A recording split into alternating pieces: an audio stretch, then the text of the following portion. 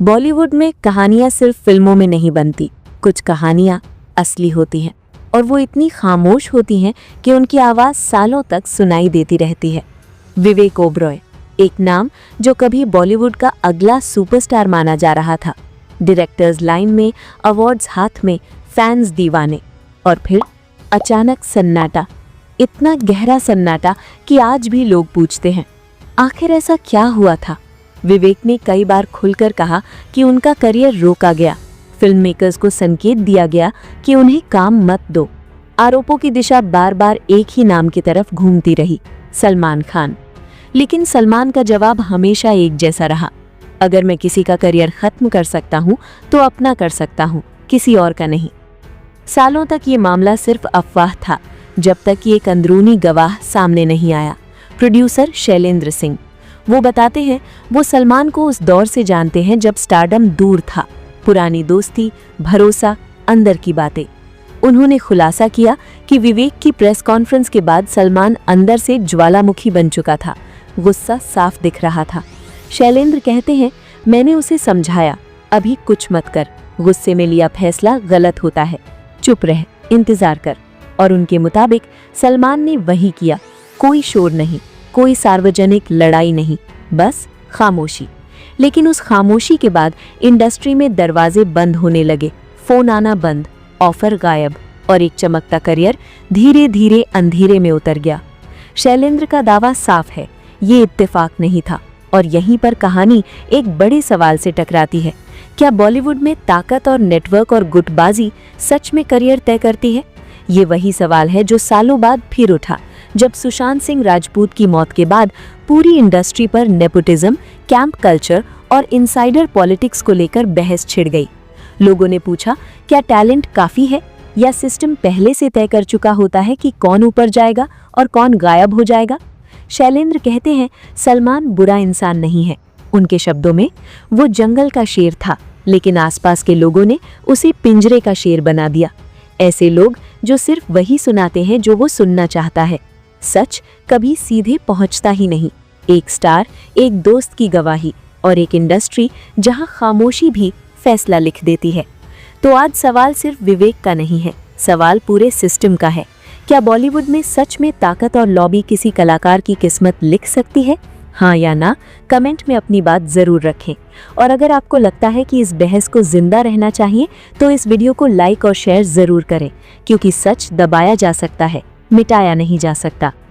दोस्तों, बॉलीवुड बाहरी लोगों के लिए हमेशा के लिए सपनों की दुनिया रहा है और युवाओं का सपना होता है कि वो इसका हिस्सा बने। लेकिन आउटसाइडर्स के लिए ये इतना आसान नहीं होता जितना कि इनसाइडर्स के लिए होता है। बाहरी लोग भी खूब कोशिश करते हैं कि किसी भी तरह से जुगाड़ लगाकर एक बार बॉलीवुड में एंट्री मिल जाए, और लोग इसके लिए कुछ न कुछ जतन करते ही रहते हैं। आज हम जिस कपल की कहानी लेकर आए हैं, ये बेमेल और प्लानिंग से बनाई हुई जोड़ी है। इन दोनों का कहीं भी कोई भी मैच नहीं है, लेकिन ये लोग फिर भी आइडियल कपल के लिस्ट में शामिल होने लगे हैं। ये कपल है अर्पिता खान और आयुष शर्मा। अर्पिता खान सलमान खान की सबसे छोटी बहन है और आयुष शर्मा हिमाचल प्रदेश के एक राजनीतिक परिवार से बिलोंग करता है। इन दोनों का दूर दूर तक आपस में कोई लिंक नहीं था, लेकिन आज ये दोनों मैरिड हैं और 2 बच्चों के माता पिता हैं। अर्पिता खान भले ही सलमान खान की फैमिली से बिलोंग करती है, लेकिन वो खान परिवार की बेटी नहीं है। 1981 में सलीम खान अपनी पत्नी के साथ सुबह पार्क में टहलने जाते थे तो उन्होंने देखा कि सड़क किनारे एक भिखारी औरत की लाश पड़ी है और उसके पास एक छोटी सी बच्ची रो रही है। सलीम खान के साथ उनका एक दोस्त भी था जिनका नाम था शरद जोशी। शरद जोशी पुरानी फिल्मों में राइटर, सॉन्ग राइटर और पोएट थे। शरद जोशी ने जब लड़की को रोते हुए देखा तो उन्होंने पुलिस को कॉल किया। पुलिस आई, लेकिन बच्ची का कोई भी रिश्तेदार वहां पर नहीं मिला, तो उसे अनाथ आश्रम में देने की बात चलने लगी। लेकिन शरद जोशी ने सलीम खान को राजी किया कि वो उस बच्ची को गोद ले ले, क्योंकि उसी साल सलीम खान और हेलन की शादी हुई थी। लेकिन हेलन कभी मां नहीं बन सकती थी और ये बात शरद जोशी को पता थी, क्योंकि वो उनके फैमिली फ्रेंड थे। शरद जोशी के कहने पर सलीम खान ने उस बच्ची को कानूनी रूप से गोद ले लिया और बच्ची की मां के नाम पर लिखा हेलन का। गोद लेने के बाद अब बारी थी बच्ची के नाम रखने की। ये बच्ची हिंदू थी, मुसलमान थी या किसी और धर्म से थी, ये किसी को भी नहीं पता था, क्योंकि इसकी डेड माँ जिसकी लाश पड़ी हुई थी उसका ना तो कोई वहाँ पहचानने वाला था और ना ही कोई रिश्तेदार। हिंदू नाम रखने के पीछे एक दूसरा किस्सा है, लेकिन वो हम आपको किसी और दिन किसी शॉर्ट वीडियो में बताएंगे। अभी उस बारे में बात करेंगे तो बात कहीं की कहीं और पहुंच जाएगी। खैर, शरद जोशी ने बच्ची का नाम रखा अर्पिता और अर्पिता बन गई अब अर्पिता खान। हेलन की खुद की कोई संतान नहीं थी तो उन्होंने बच्ची को बड़े लाड प्यार से पाला और पढ़ाया लिखाया। शुरुआती पढ़ाई मुंबई से ही पूरी की और आगे की पढ़ाई के लिए लंदन चली गई। अर्पिता खान ने फैशन मार्केटिंग मैनेजमेंट की पढ़ाई पूरी की। पढ़ाई पूरी करके वो वापस इंडिया आ गई। कॉलेज की पढ़ाई के दौरान अर्पिता का अर्जुन कपूर के साथ अफेयर हुआ। ये अफेयर चला टोटल 2 साल और 2 साल के बाद इनका ब्रेकअप हो गया। ये किस्सा भी किसी और वीडियो में बताएंगे, क्योंकि इन दोनों का जो अफेयर था अर्जुन कपूर और अर्पिता का, वो भी बहुत इंटरेस्टिंग था। अब बात करते हैं घर जमाई और दूल्हे राजा आयुष शर्मा की। आयुष एक राजनीतिक परिवार से ताल्लुक रखता है और इसका परिवार पिछले 50 सालों से ज्यादा समय से राजनीति से जुड़ा हुआ है। हिमाचल में इनके परिवार के, इनके बाप दादा की काफी अच्छी इमेज है। आयुष के दादा सुखराम शर्मा कांग्रेस के एक बड़े नेता थे, कैबिनेट मंत्री रह चुके थे, एमएलए थे, एमपी थे और इसके फादर अनिल शर्मा भी एक कांग्रेसी नेता थे। लेकिन साल 2017 में उन्होंने बीजेपी ज्वाइन कर ली। आयुष की पढ़ाई लिखाई दिल्ली से ही हुई है। उसने पढ़ाई करके अपने परिवार के बिजनेस को संभालना शुरू कर दिया था, लेकिन वो अंदर से कहीं ना कहीं एक्टर बनना चाहता था। लेकिन मुंबई में उसका कोई कनेक्शन नहीं था, जिसकी वजह से वो शुरुआत नहीं कर पा रहा था। साल 2011 में आयुष शर्मा मुंबई आ गया और फिल्मों में ऑडिशन देने लगा, लेकिन उसे कोई भी रोल नहीं मिला। एक से बढ़कर एक रिच लोगों के बच्चों से उसकी दोस्ती थी और उन्हीं के साथ में उसकी पार्टी और अय्याशी चलती थी। ऐसी ही एक पार्टी के दौरान एक कॉमन फ्रेंड के थ्रू आयुष और अर्पिता खान की मुलाकात होती है। इनकी पहली मुलाकात हुई थी साल 2013 में।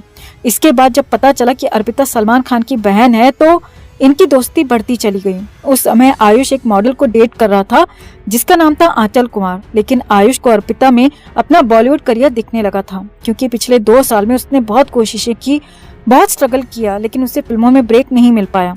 अब आयुष और अर्पिता दोस्त बनते चले गए। तभी अर्पिता ने अपने दोस्तों में बात फैला दी कि वो अपनी फैमिली की मर्जी से अरेंज मैरिज करने वाली है। ये बात जब आयुष को पता चली तो उसे बहुत झटका लगा। आयुष ने अपने एक कॉमन फ्रेंड को कॉल किया और सुबह अर्पिता से मीटिंग फिक्स कराई, क्योंकि आयुष को रात में जब ये बात पता चली शादी की तो वो अर्पिता से कांटेक्ट करने की कोशिश कर रहा था, लेकिन उसका कांटेक्ट रात में नहीं हो पाया। आयुष ने अपने और अर्पिता के सारे क्लोज फ्रेंड्स को इकट्ठा किया सुबह एक जगह पर और सबके सामने जाकर अर्पिता को प्रपोज कर दिया। आयुष हैंडसम है और वेल सेटल्ड परिवार से बिलोंग भी करता है, तो मना करने का कोई सवाल था ही नहीं। अर्पिता और आयुष की एज में भी 2 साल का अंतर बताया जाता है। अर्पिता 2 साल बड़ी है, यानी इसका जन्म 1989 में बताया जाता है, लेकिन जब सलीम खान को अर्पिता सड़क पर मिली थी तो उस साल को 1981 बताया जाता है। यानी यहाँ पर इसकी एज में काफी डिफरेंस है। कहीं पर 1981 है और कहीं पर 1989। अलग अलग साइट्स पर अलग अलग इसका बॉर्न ईयर लिखा हुआ है, लेकिन अगर अर्पिता 1989 में जन्मी भी मानी जाए तो भी आयुष 1991 बॉर्न है और वो अर्पिता से 2 साल छोटा है।